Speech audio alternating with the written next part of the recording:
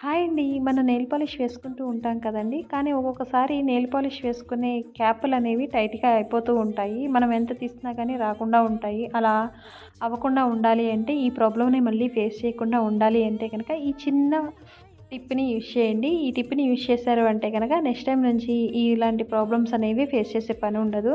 దానికోసం ఏం చేస్తారు అంటే గనక, మీరు నెయిల్ పాలిష్ వేసుకున్నప్పుడు ఎంతో కొంత నెయిల్ కలర్ అనేది దాని చుట్టూ గూడా అంటుతూ ఉంటుంది కదండీ! అలా అంటిన నెయిల్ కలర్‌ని మనం ఒక కాటన్ సహాయంతో దాని చుట్టూ కూడా క్లీన్ చేసుకోవాలి.